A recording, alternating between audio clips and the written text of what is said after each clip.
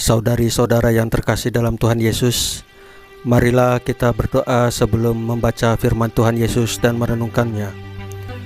Dalam nama Bapa dan Putra dan Roh Kudus. Amin. Bapa kami yang ada di sorga, dimuliakanlah namamu. Datanglah kerajaan-Mu, dan jadilah kehendak-Mu di atas bumi, seperti di dalam surga. Berilah kami rezeki pada hari ini, dan ampunilah kesalahan kami, seperti kami pun mengampuni yang bersalah kepada kami. Dan janganlah masukkan kami ke dalam pencobaan, tetapi bebaskanlah kami dari yang jahat. Ya Tuhan Yesus, kami berterima kasih atas pemeliharaan dan penjagaan-Mu, serta berkat-berkat-Mu pada hari kemarin. Dan terima kasih untuk nafas kehidupan hari ini. Ampunilah segala dosa-dosa kami ya Tuhan Yesus dengan kerahiman-Mu, dan utuslah Roh Kudus-Mu agar bersemayam di hati kami, sehingga dapat memimpin dan membimbing di dalam kami membaca firman Tuhan Yesus dan merenungkannya ini, sehingga kami dapat mengerti maknanya dan dapat kami laksanakan dalam hidup kami sehari-hari. Amin. Dalam nama Bapa dan Putra dan Roh Kudus. Amin. Tuhan bersamamu dan bersama rohmu. Inilah Injil suci menurut Lukas pasal 19 ayat 41 sampai dengan 44. Dengan perikop Yesus sedih melihat sikap manusia. Dimuliakanlah Kristus. Dan ketika Yesus telah dekat dan melihat kota itu, ia menangisinya. Katanya, "Wahai, betapa baiknya jika pada hari ini juga engkau mengerti apa yang perlu untuk damai sejahteramu. Tetapi sekarang hal itu tersembunyi bagi matamu, sebab akan datang harinya bahwa musuhmu akan mengelilingi engkau dengan kubu, lalu mengepung engkau dan menghimpit engkau dari segala jurusan. Dan mereka akan membinasakan engkau beserta dengan pendudukmu, dan pada tembokmu mereka tidak akan membiarkan satu batu pun tinggal terletak di atas batu yang lain, karena engkau tidak mengetahui saat bila mana Allah melawat engkau." Demikianlah sabda Tuhan. Terpujilah Kristus.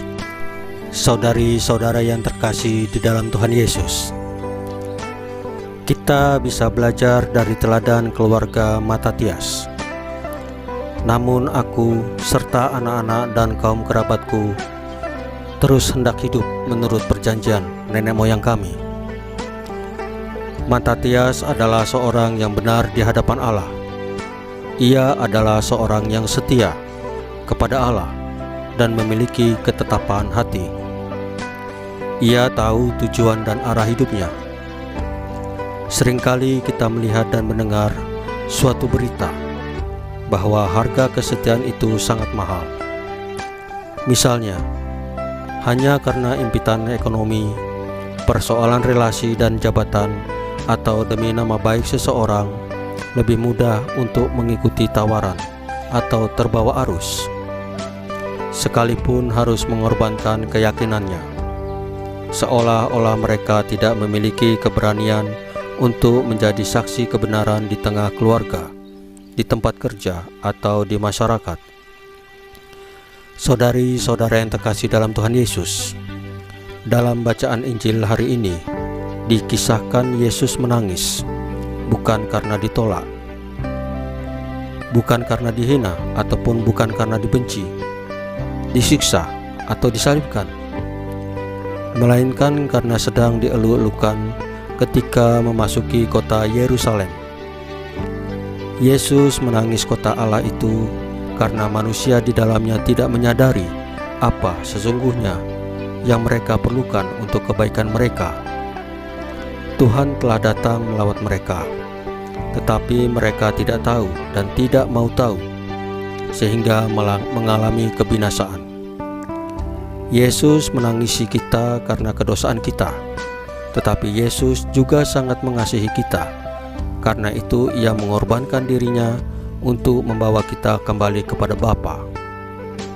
Apakah kita bersedia dan berani membuka hati supaya kita mampu melihat dan mengalami penyertaan Tuhan dalam setiap peristiwa hidup kita? Marilah saudari-saudara yang terkasih dalam Tuhan Yesus, kita memiliki ketetapan hati sehingga kita mampu setia dan bertahan di dalam tuntunannya. Saudari-saudara yang terkasih, marilah kita berdoa sebelum mengakhiri bacaan firman dan renungan hari ini. Dalam nama Bapa dan Putra dan Roh Kudus, amin. Ya Tuhan Yesus, tolonglah kami dengan rahmat-Mu, agar mampu dan berani hidup benar di dalam tuntunan Roh Kudus-Mu. Salam Maria, penuh rahmat, Tuhan sertamu. Terpujilah engkau di antara wanita, dan terpujilah buah tubuhmu Yesus. Santa Maria Bunda Allah, doakanlah kami yang berdosa ini, sekarang dan waktu kami mati. Amin. Dalam nama Bapa dan Putra dan Roh Kudus. Amin. Saudari-saudara yang terkasih dalam Tuhan Yesus, bacaan firman dan renungan hari ini sudah selesai. Tuhan Yesus memberkati kita semua. Amin.